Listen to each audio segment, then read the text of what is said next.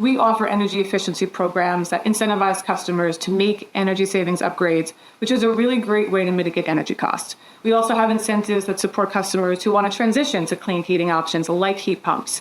And having an efficient home is critical to getting the most out of the energy that you do use. There's a bill that comes to our houses or apartments each month that we can't escape. Unlike cell phone service or internet provider, we don't get a choice who our utility company is. Although I'm going to put a little asterisk there and we'll explain more later. So therefore, we might feel we have zero control over that bottom line number that we owe. Today, we're going to demystify that electric and gas bill and give you some tips to get that bottom line lower. This is Plugging In. I'm Barry Wygel. Welcome to Plugging In, powering our way to a brighter and healthier New York. I'm your host, Barry Wygel. Each episode on this podcast, we will discuss a different topic related to clean energy, explaining complex topics in a way you can understand. Become part of the community as we help to make a brighter and healthier New York. As the sun crests on the horizon, a new day dawns in our state. A new hope for tomorrow is rising, a clean future we create. Tomorrow we breathe easier, tomorrow the skies are clear. Today we are plugging in, the future of New York is here. Before we get into today's episode, I have a very quick favor to ask. If you're enjoying this podcast, please give us 5 stars on whatever platform you're listening on and leave a review. It is the #1 way we can grow. Thank you. We are joined on this episode by Michele O'Connell. Michele is the CEO of Orange and Rockland Utilities, but most recently served as the SVP of Customer Operations, and a main focus of Michele's role was education, which makes her the perfect guest for this topic. So Michele, thank you for joining us today. Thank you for having me, Barry. Great to be here. So before we go into explaining a utility bill and how to read it, can you tell us a little bit more about Con Edison? Sure, Barry, love to. So Con Edison delivers electric, gas, and steam to over 10 million New Yorkers in the 5 boroughs of New York City, as well as Westchester, Rockland, Orange, and Sullivan counties. And we're proud to be headquartered here in New York City. We've been a constant presence providing energy to New Yorkers for over 200 years. And now we're on the front lines of the clean energy transition, which is super exciting. We are made up of over 14,000 highly skilled women and men who build and maintain one of the most reliable and one of the most complex energy systems in the world. But we do more than just deliver energy. We also help power our region's economy. And we see that through a recent economic impact analysis that we performed. And that showed that we supported over 40,000 jobs through our investments and generated over $24 billion in economic output for New York State. So truly significant, and we are working tirelessly to bring New Yorkers into the clean energy future. Over the next 4 years, we plan to invest $29 billion to fortify our grid against extreme weather and to build infrastructure that's going to help this possible. And Con Edison really is New York's hometown team, and we stand ready to really help deliver on the clean energy transition. And I'm glad you mentioned clean energy because that's what this podcast is all about, and we're going to talk more about that in just a little bit. So I get an electric bill. I'm not a Con Ed customer because I live upstate, but I open my bill and I can't really understand it. So I just, scan to the bottom, see how much I owe. Now, your website has a great tool. It's a sample bill and it kind of goes into explaining the different parts, but kind of give us a little primer course on what people should be looking for when they open their bill. Absolutely. So I want to start by acknowledging that the bill can be confusing. So I really do appreciate the opportunity to shed some light here. And of course, if people have more questions about their bill, they should call our customer service team and we can really help bring clarity to whatever questions they may have. So the utility bill is really made up into 3 parts, into 3/3, which contribute to the total bill about equally for a typical customer. And these 3 parts are the supply charge, the delivery charge, and taxes. So let me explain a little bit on each. The first third is the supply charge, and that is what power generators charge for the supply of electricity that you use to heat and cool your home, or the cost of natural gas shipped through the pipes to our area. Con Edison does not generate its own energy and makes no money on the supply portion of the bill, but we do use a technique called hedging when buying the supply, which helps us reduce cost volatility and get the best price possible for our customers. I do want to mention that customers can choose to purchase that actual energy from another entity. Those are called energy services companies, or ESCOs. You can find more information about that on our website as well, but important information for our customers. The second third of the bill is the delivery charge, and that is the component of the bill that relates to the costs of building and maintaining the energy delivery system. And that includes investments in the energy delivery infrastructure, which supports resiliency, reliability, employee and public safety, customer service, public improvement projects, all really important stuff for us. This also includes the cost for critical investments in New York's transition away from fossil fuels and to further improve reliability by helping meet the increased demand for electrification in our homes and businesses and vehicles. The delivery costs are regulated by the New York State Public Service Commission, who not only set the delivery rate, but also establishes the regulated rate of return on Con Edison that we're allowed to earn. So that is the first 2/3, and the last third are taxes and fees, mostly property taxes that are paid on the energy infrastructure, which is the pipes and the wires throughout our service territory. So for a typical New York region customer, this could be up to 30% of your energy bill. And I want to highlight that not all taxes and fees are listed on the bill as a tax. So property taxes are passed along as an operating cost in the delivery portion of the bill. So it's not apparent to a customer that up to 30% of the bill go to property tax. And then another important part of the bill is usage. So that's kind of where you take those costs that you mentioned, you multiply it by your usage to figure out what your bill is. So when we look at this sample bill, this home used 242 kilowatts of energy, 11.64 cents a kilowatt. Is that where those two charges are that you just mentioned? Yes, so that is the first third of the bill, the supply charge, which we talked about, and that is the cost of the electricity or the natural gas. And so as I mentioned, Con Edison does not make any money from the supply portion, and by state regulation, we're not allowed to. So we buy energy on the wholesale market in an effort to get stable pricing on behalf of the customers, and then we provide that energy to our customers at the same cost that we paid to obtain it. It's worth noting that energy prices can be volatile and can be impacted by a variety of factors, such as weather, geopolitical events, which all can attribute to the fluctuation that customers can see in a bill. Yeah, that's a very good point. So every time you get a bill, that charge could change, but you are, and Con Ed is doing the best they can to keep that charge as low as possible by hedging and buying the cheapest source of power possible. That's correct. That's correct. So when we hear things on the news, the headline, it could be an expensive winter for heating. Is that your fault? Or is that, a result of something else? Or are you just raising your rates? Or how does that work? No, really great question. I really want all your listeners to know that we offer energy efficiency programs that incentivize customers to make energy savings upgrades, which is a really great way to mitigate energy costs. We also have incentives that support customers who want to transition to clean heating options like heat pumps.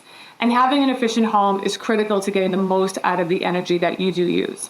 So as for the potential for winter spikes in pricing, the person making that point or thinking about that is referring to cost of energy, the projected weather, or possibly both. And weather certainly can have an effect on energy prices. So a frigid winter can drive up the cost of natural gas, which, as we just talked about, shows up on the supply side of the bill. And so to help with bills in peak seasons like winter, we offer a number of programs. And one, for example, which is really advantageous, is the budget billing program. And what we do is we calculate a customer's 12-month average for energy costs, and we spread that out evenly over 12 months to help mitigate against the spikes in seasonal energy use. And we've heard really great feedback from our customers who have enrolled, and we really encourage customers to take advantage of it. It really helps with people who like to budget monthly for their energy use. And we did a previous episode on the NYSERDA Home Energy Audit Program, and they said that's really the best way to lower the cost of your bill, because as a consumer, as the customer, you can't control those delivery costs and the supply costs.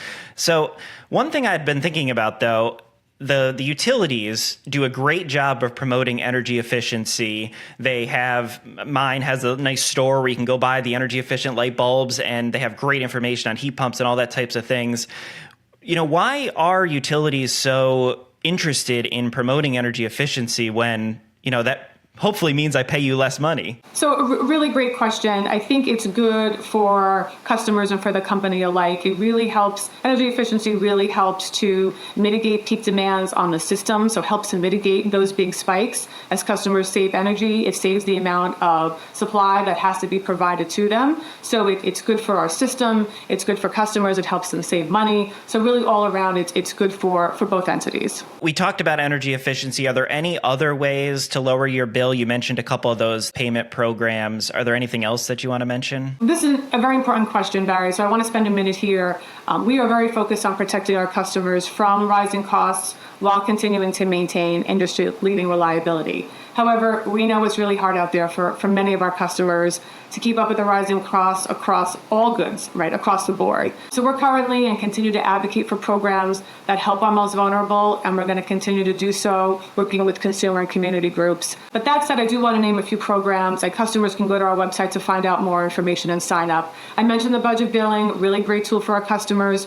We also have flexible payment plans, and that allows customers who have fallen behind on their bill with some of the most flexible payment terms available. We also offer protections and programs for seniors and people with disabilities. So if a customer or someone in their household is 62 years old or older, is blind or has a permanent disability, they may be eligible for special protections and payment programs. We also partner with the state on administering the Energy Affordability Program, the EAP program, and that provides discounts for qualified low-income customers and aims to limit utility costs to 6% of the average low-income customer's income.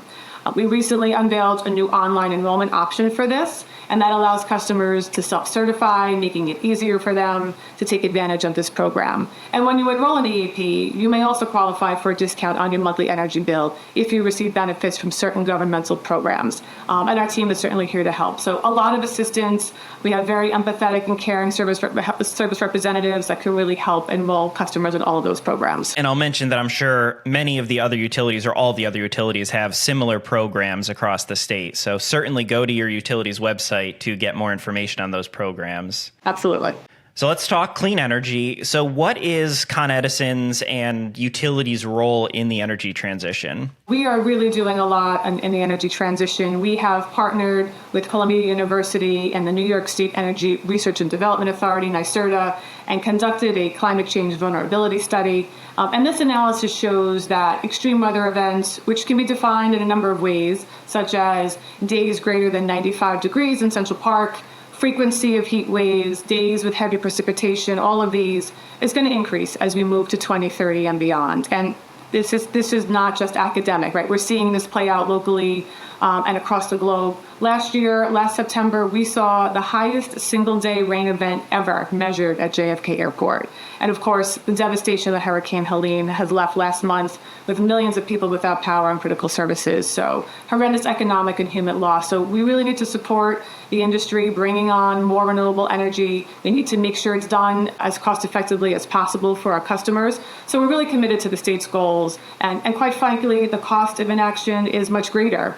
However, these societal investments in making the clean energy infrastructure do come with a cost. And at Con Edison, we have our customers at the forefront, and we think about our investments and are always looking to keep costs down overall. Hopefully, these investments will result in a transition that makes us more resilient and makes a more sustainable planet for all of us. Yes, and the cost of inaction being greater is something that we will talk about more in future episodes, because we've seen, just like you mentioned, the effects of these extreme weather events starting. These are the things that we were warned about for how many years, and now they're unfortunately starting, and we're seeing them, these extreme weather events. So how do you thread that needle of adding renewables to the mix, making the investments needed, and balancing the customer's interests? It is quite a balance. There's no doubt about that. And we really need to look at all the things across the board and try and weigh them all in the best way possible. And so supporting the state's goals is the start, and doing all that we can. We're all in that support. We file a rate plan every 3 years, and that is to help fund our programs and our projects, to build our infrastructure, to make our system more resilient, more reliable, to help our customers transition. So we do that every 3 or so years, and that we work very closely, obviously, with the New York State Public Service Commission. They set our rates. They set the return on investment for us. So a lot of close collaboration and work. And investment in the climate science, like I mentioned, it's important that we stay close to that, see where the science is heading, and we believe truly in that science, and really work closely to move us all in that direction. So it's an exciting time. It is a lot of work, but it is certainly something that Con Edison and all of the experience that we have, we are certainly up for that challenge and looking forward to it, quite frankly. Michele, thank you so much for joining us today. Thank you, Barry. I appreciate it. Thank you for listening to this episode of Plugging In. I hope you learned something, and I hope you share this knowledge with someone else. It would be incredibly helpful if you leave us a 5-star review wherever you found this podcast. If there's a topic you would like us to cover in the future or have a question about clean energy, send us an email at podcast@aceny.org.